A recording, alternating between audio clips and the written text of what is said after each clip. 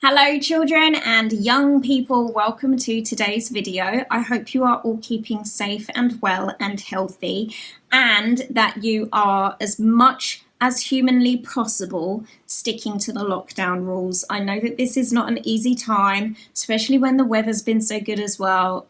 Everybody wants to be outside, but the reality is that right now the most important thing is not just keeping yourself safe, but actually this is about the safety of other people as well. And the more exposure you have to the outside world, the greater the chances are that you are going to pick up this virus. And even if it doesn't affect you all that badly, you could end up passing it on to someone else, to someone else, to someone else who it does affect really very badly. I've been very fortunate in that there is no one in my immediate circle who has had the virus, or no one that I kind of personally know has had it, but someone who lives in my sister's care home has had it and has unfortunately passed away.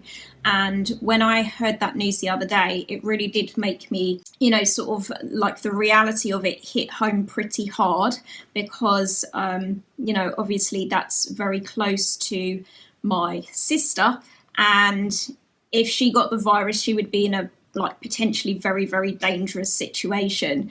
And I think the thing is it's very easy to believe that we don't need to make too much fuss around it if we're not feeling ill and the people that we're meeting with are not feeling ill. The challenge is that we don't really have everything available to us to prevent the virus being transported around, because you could meet up with a friend who isn't ill and doesn't have it, and you are not ill and you do not have it, and then you just lean up against a lamppost where someone who was ill and did have it had been, and the virus gets transmitted that way. This thing can end up on the bottom of your shoes. So before I jump into telling you what I actually wanted to talk to you about today, which is positive stuff, I just really wanted to kind of give you that message from me that I would, on behalf of my family, would really appreciate it if you could do the right thing and obey the lockdown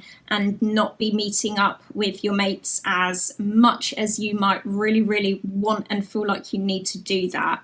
I've got 2 people in my family who are poorly to an extent where if they contracted the virus, it would be very, very bad news for them. And so I personally really appreciate it when, even though it's tough, people do stick to the lockdown. So if you could do that, then you would have my personal endorsement and appreciation for doing so.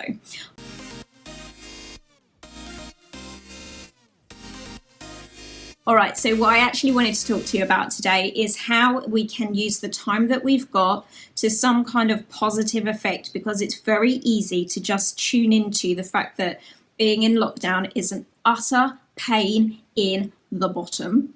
And rather than thinking about how much of a pain in the bottom it is, as much as we can, if we can start turning our attention towards something helpful or meaningful to come out of this, then that's good. Now, ultimately, the most important thing is that we all come out of this and that we're healthy and we're still alive. That's win number 1. Win number 2 is that, actually some good stuff comes out of it for people on a personal level. So in order to get past the frustration of the fact that you're maybe not seeing your friends and you didn't get to finish your exams, or all of those other things that, people have been very, very affected by, I think it's useful that we're able to take what good from this that we possibly can. So I have a few ideas to share with you about how you can use your time at home to, really get something good out of this, and to even start turning your life in more of a positive direction than perhaps it was in the past. So idea number 1 is, I know lots of you are being bombarded with schoolwork, and that may actually be quite an intense time for you. However, for some of you, it's going to be an opportunity to catch up and learn completely uninterrupted, because I know from my experience of being in school that sometimes there are some classes, some lessons where you actually do want to do stuff and you do want to learn, but there is someone super annoying who constantly takes things off topic or messes around, or it just kind of messes up the lesson. So you've got an opportunity here to be able to like really learn some stuff without having those sorts of distractions that you might otherwise get in a classroom. Now, there are going to be some topics and subject areas where you maybe do struggle a little bit more, but listen, the internet is full of helpful information. And if you find that you are stuck and a parent is not able to help you, do some Googling. Like, it's worthwhile putting your time into doing some Google research to find other ways of learning this information or other people teaching it. There are teachers actually doing YouTube videos at the moment. If you need like a lesson, then like find that kind of stuff, because it's probably going to be a much quicker shortcut to do that little bit of research than it would be to sit there struggling and trying to get your head around it all by yourself. Another way in which you can usefully utilize the time that you've now got, something that I've talked about on this channel before, is for a reinvention of yourself.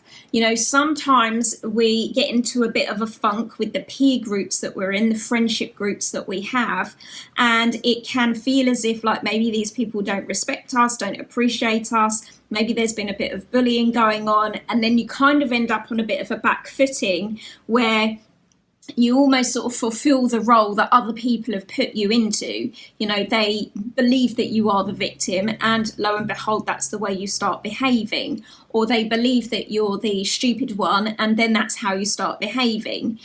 You've got an opportunity now to like completely change how it is that you want to show up, to actually do some personal development and work on your confidence or getting rid of anxieties that you've got, so that when you do go back, you can actually go back almost as a completely different person. Like, with that in mind, maybe this is the time to start thinking about your fitness levels and doing some exercise if that was not something that you did before. Sometimes young people go through a phase of getting a little bit overweight, for example. That's something that you can spend some time getting a handle on, so that when you do go back to school and you do start interacting with those friendship groups again, you go back with a different set of standards for yourself, but with a different level of fitness in place as well. So this is a time where we can really put some focus into personal development. What else? And there's also an opportunity at this time to maybe distance ourselves from some relationships that were not quite so healthy for us. Be that with friends or like boyfriends, girlfriends. Maybe some of those relationships were not as positive as you thought they were at the time, or not as helpful for you as you thought that they were at the time. Now that we're in a situation where we maybe can't interact with those people quite so much, not only does that distance give us a bit of perspective so that we can look at it and go, actually, those people didn't mean so much to me after all.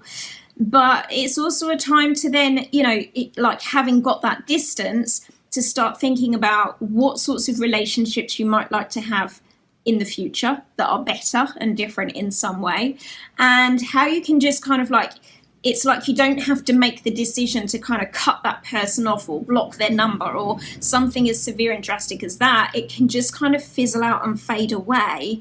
And that maybe feels like a little bit more natural and a little bit less uncomfortable and hurtful to let those relationships go in that direction.